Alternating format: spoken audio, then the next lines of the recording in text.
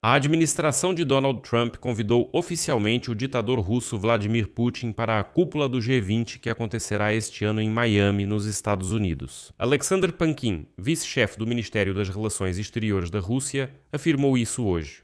Mas além dele, nas últimas semanas houve sinais suficientes de que a equipe de Trump pode realmente tomar essa decisão. Assim, o enviado de Vladimir Putin, Kirill Dmitriev, praticamente não sai de Miami, onde está constantemente negociando com um amigo próximo de Donald Trump, Steven Witkoff, que tentava impor à Ucrânia uma paz desfavorável. Além disso, nos últimos dias, vimos que a equipe de Trump está procurando todo tipo de desculpa absurda para justificar por que eles novamente prorrogaram o cancelamento das sanções contra o petróleo russo. Além disso, sabe-se que Steven Witkoff e Jared Kushner estão indo novamente a Moscou para se encontrar com Putin. Então, vamos discutir todos os indícios de como a administração de Donald Trump está tentando atrair o ditador russo Vladimir Putin para a cúpula mais importante do mundo, ou seja, a cúpula do G20.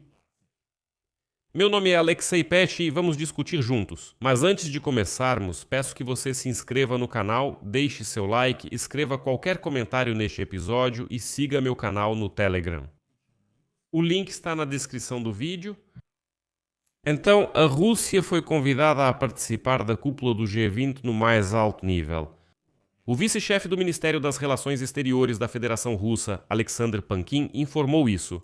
A cúpula acontecerá em dezembro de 2026 em Miami, ou seja, nos Estados Unidos da América. E agora segue uma citação de Pankin.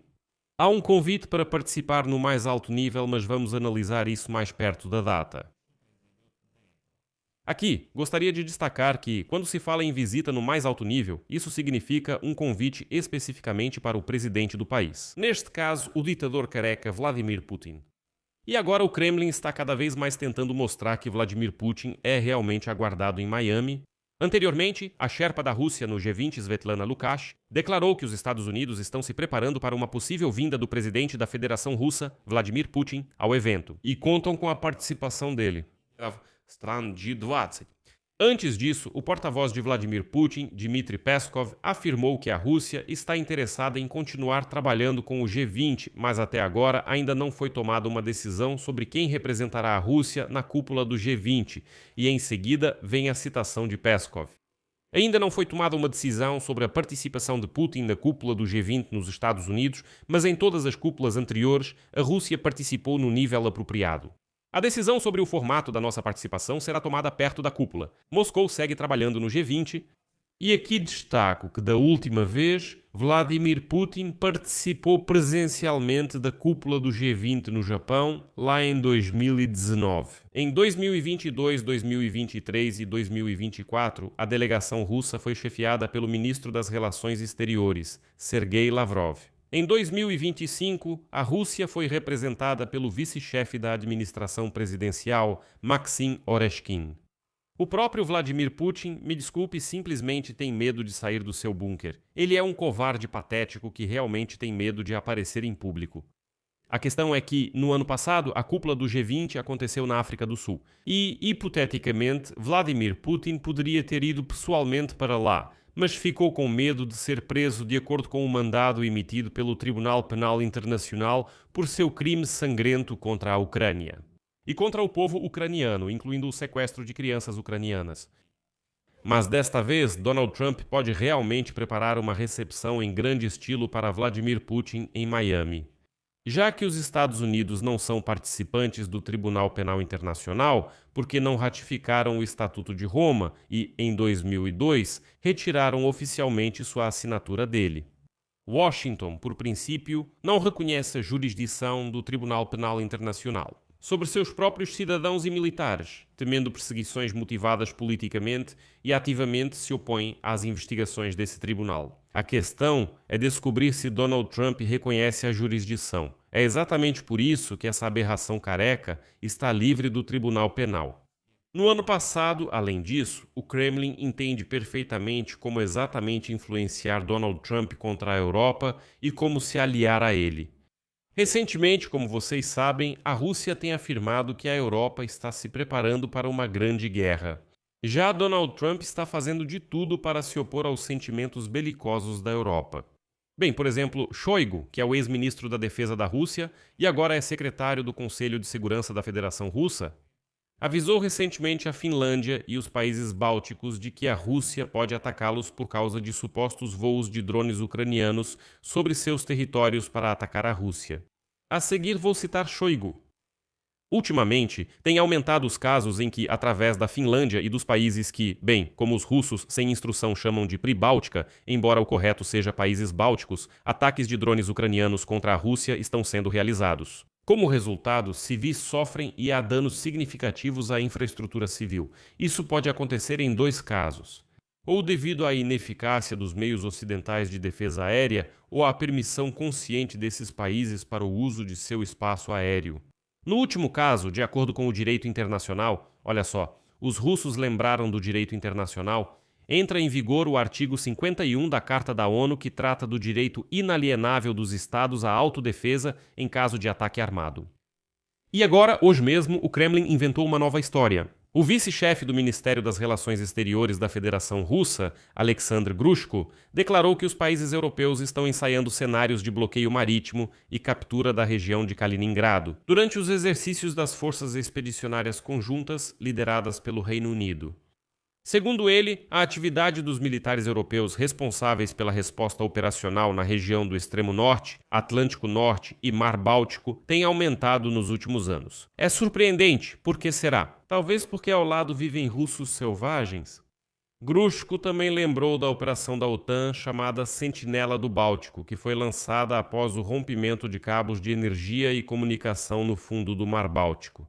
E então o representante do Ministério das Relações Exteriores da Rússia disse que seu verdadeiro objetivo é o controle sobre as rotas internacionais de transporte e restrição do transporte de cargas realizado em benefício da Federação Russa. Agora, vamos lembrar quem faz parte dessas forças expedicionárias conjuntas. São o Reino Unido, obviamente, além da Dinamarca, Finlândia, Estônia, Islândia, Letônia, Lituânia, Países Baixos, Suécia e Noruega. A coalizão foi criada em 2015 para responder rapidamente a crises, conter ameaças e realizar operações principalmente nas regiões do Mar Báltico e do Extremo Norte. E isso aconteceu depois que a Rússia suja iniciou uma guerra em grande escala contra a Ucrânia. Além disso, tende a cooperar especificamente com esses membros da OTAN do leste e do norte da Europa. Por isso, o Kremlin tenta mostrar que está pronto para atacar esses países, para criar uma tensão que depois possa ser resolvida de forma triunfal durante um novo encontro pessoal entre Trump e Putin. Mas, além de tudo isso, vale ressaltar que a Casa Branca está sendo suspeitosamente receptiva ao Kremlin. Como vocês sabem, há um mês Trump já havia retirado as sanções contra a Rússia, contra o petróleo russo. E agora isso. O ministro das Finanças dos Estados Unidos, Scott Bessent, declarou que prorrogou a exceção das sanções petrolíferas contra a Rússia e o Irã após pedidos, como ele mesmo disse, de países vulneráveis afetados pelo bloqueio do Estreito de Hormuz. Ele afirmou isso durante uma audiência no Senado, mas não revelou quais são esses países misteriosos que pediram tanto para ele suspender as sanções contra a Rússia. Durante a audiência perante o Comitê Orçamentário, o senador democrata Chris Coons perguntou ao ministro das Finanças dos Estados Unidos por que a administração inicialmente se recusou a prorrogar o alívio das sanções petrolíferas contra a Rússia, mas depois de repente renovou a exceção das restrições. Lembro que o cancelamento anterior das sanções terminou em 11 de abril e aparentemente o Ministério das Finanças disse: pronto, não vamos prorrogar. Em 16 de abril, de repente, prorrogaram. Coons destacou que a Rússia ganha adicionalmente cerca de 150 milhões de dólares em receita diariamente. E esse dinheiro não vai apenas para matar ucranianos, mas também para que a Rússia use sua renda para apoiar o Irã com drones e informações de inteligência para matar também soldados americanos. E sobre tudo isso, o ministro das Finanças dos Estados Unidos reconheceu que sim, a Rússia obteve lucro com o levantamento das sanções, embora antes, lembro, esse mesmo Besson afirmasse que não, que vocês não pensassem assim, que claro, eles suspenderam as sanções, mas que a Rússia não ganharia nada com isso. Ao mesmo tempo, ele afirmou que, sem isso, os preços mundiais do petróleo já estariam em 150 dólares por barril em vez de 100, então, supostamente, os consumidores americanos teriam se beneficiado disso. Além disso, segundo Besson, os Estados Unidos decidiram novamente aliviar as sanções contra a Rússia e o Irã devido ao apelo de cerca de 10 países que sofreram com o aumento global dos preços dos energéticos. Ele acrescentou que Washington não planejava tomar tal decisão, mas cerca de 10 países imploraram muito a Donald Trump, e Trump disse: "Bem, o que posso fazer? Eu realmente não quero, claro, suspender as sanções contra a Rússia, mas estão me pedindo, então o que posso fazer?"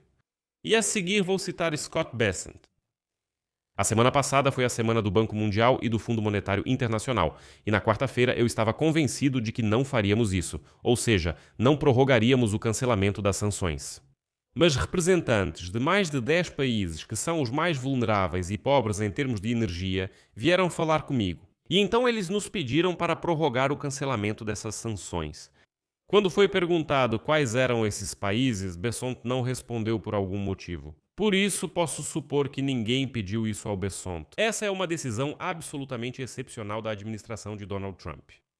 Aqui vou deixar reticências. Compartilhe sua opinião e conclusões nos comentários. Inscreva-se, ative o sininho e deixe o like.